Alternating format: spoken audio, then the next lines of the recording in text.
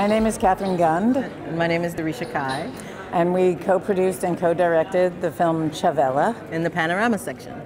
Of the Berlinale. And we're really glad to be here. Thank you. Yo quiero luz de luna para mi noche triste. Chavela sintetiza toda la festividad de la canción mexicana y lo vuelve el canto del alma herida. Si eres lesbiana, estás marginada. Y yo me puse pantalones y el público se quedó callado. Mujeres y hombres tenían que ver conmigo, todos. Solamente decía que ella nunca iba a mencionar el nombre de sus grandes amores, pero sí sabemos que fue con todo México. Era un alcoholismo severo. Podía ser violenta. El alcoholismo es una enfermedad, es una dependencia del alma, una enfermedad de soledad, de abandono, de estar rodeado de muchas gentes y al final nada. La gente realmente creía que estaba muerta, creía que ella había muerto en el olvido. Chavela Vargas. Chavela Vargas vive. So nice to have you here. Thank you. Nice to be here. Daresha Kai. Daresha Kai. So nice to have you here, Daresha, Kai, and Catherine Gund, directors of the great film Chavela. Chavela. You said Chavela. Okay. No, not with a W. Chavela. Chavela. Yes. Chavela. Okay. So. It's a nickname for Isabel. How did you wind up making, no. Ask a question. First, I want to ask another question. Just ask any question. I think, what's more interesting to me at the very beginning, what's your first moment you remember when you had an encounter with Chavela? It was wonderful. It was in 1991. I was in Mexico City, and I was hanging out with a lot of cute girls who were all listening to Chavela's music. And that was the first I'd heard it, and I loved it. And they said, you know, she's going to perform. She hasn't performed in over 12 years. And we all thought she was dead, but she's performing at this little lesbian bar, a hole in the wall, and we should go and hear her. And I said, let's do that. So then I said, but maybe I can record her, because I had a video camera, because I made little videos. And so I went and recorded her, and then I said, can I ask her some questions backstage? And they said yes. We went backstage, and then I filmed an interview with her, and then she said, come to my house tomorrow and you can interview me some more. So we did. And then I put it away. She hadn't, the film, actually my interview with her is in the middle of the story. I remember this very well, yeah.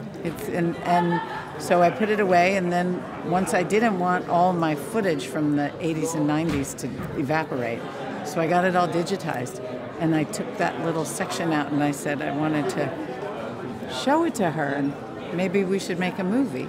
Okay, this was what I did wonder as well. So when did you join this project? I mean, so about 2 years ago, just a little over 2 years ago, I think, or maybe exactly 2 years, we had been talking about, we met working on a TV show when we were both sort of starting out in film and television. We were both associate producers on a TV show, and we remained friends for 25 years after that. And we were talking about projects, because she had just finished her last film. She's like, I want to do another film. Maybe we should do something together. And I thought, oh yeah, sure, great, because I hadn't made a film in a very long time. So we never made a feature documentary. Exactly, ever. Exactly. Oh wow. Yes, this is so my was first. A challenge yes, for you. Yes. Nice. So she came on originally just as the producer. Yes. But it was clear that we wanted to make this movie together, and that Chavela wanted us to work together, so we became co-producers and co-directors. Yes. So she said, I have this footage I just digitized. I want you to see it and see what you think. And so she showed me. Well, before that, she tried to. I didn't know you were going to scare me. She was like, oh, there's this woman, and she has this really deep, gravelly voice, and she sings like this. You never listened to her before. I had never listened to her before. Never heard of her. And that didn't convince me very much. Oh, I sang really badly. I said, she sings like this. And she said, I don't want to make a movie about someone who sings like that. And I said, well just watch let's hear her, because she's a little better than I am. So we sat down and we watched this footage together, and it was Chavela talking to this group of young lesbians, and it was the part where she starts talking about what a blessing it is to be born a woman. And I thought, oh, at the end of the movie, amazing. when she says, you know, it touched me. 5 minutes in, I was like, yes, let's make this movie. You really were like that. That's how she is. I was. Yes. She's amazing. You know, she's one of those people that it doesn't take much for you to see who she is, and it doesn't take much for her to touch you. This is like what you clearly can feel when you see the movie.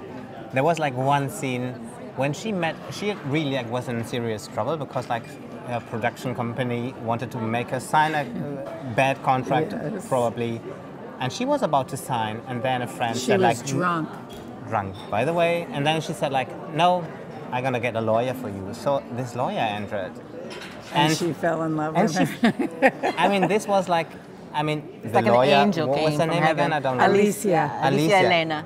I mean, she was like pretty young. First of all, when she much younger than Chavela. Yeah, and she enters the room, and Chavela says like, "Do you want to marry me?" I didn't know That's a hell of if an I should, introduction. Like, laugh or cry. And she said yes. Is the crazier Whatever part. you want, senora. But let's take and care then of she that. called her senora. First the business. We don't need guns. Just we tell him he'll leave. But then she always called her senora, and she always called her Nina, which is little girl. Nickname. Their whole relationship. Well, they were over 20 years in difference in their ages. But it worked very well. As Well, you can it seems like For a minute. magia. Yeah, it was magic for a while. And then it was awful. I mean, you just mentioned she was like abused, like alcohol abuse, like tequila shots. So, and she was like off stage for pretty a while. Yes. I mean, and Yeah. I couldn't understand because like singing or being on stage was like meant everything to her.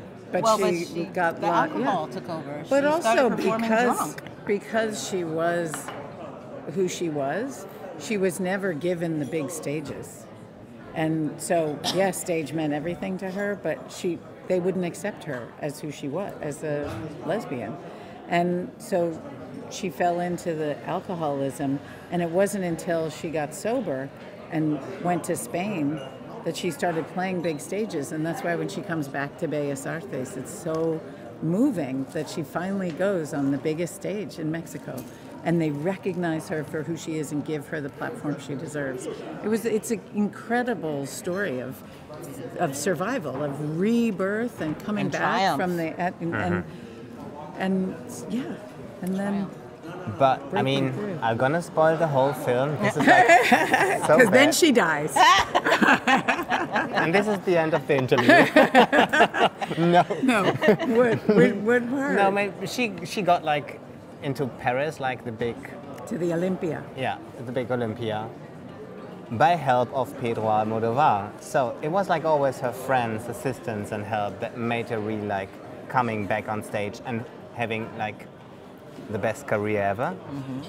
So I mean, can you talk about this, like how it was for her to work with Pedro Almodóvar? She and Pedro seem to have had what we call kindred spirits. Like the moment they met, they just clicked. And she loved him and he loved her, and they, he had already loved her music. He'd been listening to her music. He'd grown up listening to her music. So he already loved her as an artist, but he didn't know her as a person. And then they met, and like he says in the film, she was calling him her husband on earth, and you can see it in all the pictures so of them. sweet when he says they're it, all too. like this. She's leaning on him, and they're looking in each other's eyes, and they're both We're gay. laughing. They're both gay, but they had a love, a very powerful, profound, loving relationship with each other. And so he recognized her artistry. He recognized how unique she was, and he was like, I'm going to do everything I can to lift this woman up and help her to go where she should be, right? She should be an international star. She should be beloved by She should many. be in his films. And And so, his interview was that generous too. You could tell he was relaxed. He was happy to be talking about her. He said he's never gotten over her death. He started out saying, I still mourn, I still miss her. And his cute, I just feel like he was self-conscious when he was talking to us about her. It was clearly something that was. Why is that funny? No, it's like overwhelming. It's like touching. These stories. I mean, because that's what he says here on Earth, this Earth.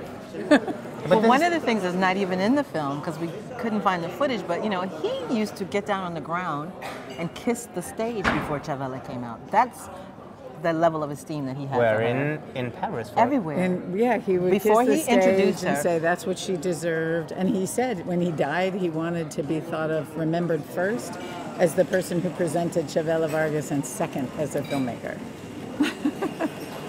It is very moving. You have like many goosebumps moments in this film, and like for good reason. That's true. Yes. That's true. Yes. And people cry and cry and cry. Hey, you don't know if you should laugh or cry because like it's a sad story too. It is sad. I mean, her childhood was like not nice at all. It was a very dark time. So Yes. I mean, in fact, most of her lifetime, the very early years, people couldn't deal with her like presence, like enormous presence, and her like strength in character. So, I mean, It's true. she she suffered. She suffered so much. And she said that it, I think, partly helped her survive, but it also was her way of changing the power of that negative experience by then going on stage and making it beautiful and singing to us. Because when you listen and you cry, you know, we're not always looking at her music for her to bring us joy and dancing. It's like you go because you want to work through feelings that you have. And she's felt all those things. And she's willing to share them with us. I don't know how she creates. She does. She just connects one-on-one, as he says. Two a two. Like she pulls it out. Yeah, she has a pulls it profound out. conversation with her audience that just taps into something in their hearts and their souls, and she moves people, you know. Her pain puts you in touch with your pain, right? Because she went through all this She pain went and- through the pain. Yeah. She knows it. And it's a pain that all of us feel in different ways from whatever we've gone through, right? Of loving, hopefully. We've all been heartbroken. We've all loved. We've all and been if betrayed. you've loved, you've We've all lost. lost, right? We've all been sad and scared and lonely, and we've all had these wide range of emotions. And she just was able to say, "Oh yeah, remember this? Remember when you felt like that? How was that? Let me bring it back." But even without words, I had the idea. I mean, you met her in person, so just like I think like when you enter the room and see her, you right away get overwhelmed by her like enormous presence, true. don't you? It's like Yes, this way. absolutely. I did get to see her. She performed at Carnegie Hall in 2002 in New York City.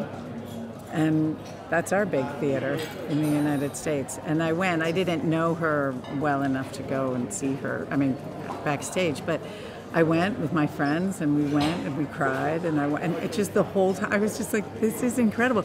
And you can ask Daresha, during the making of the movie, I kept saying, God, I wish I could have met her.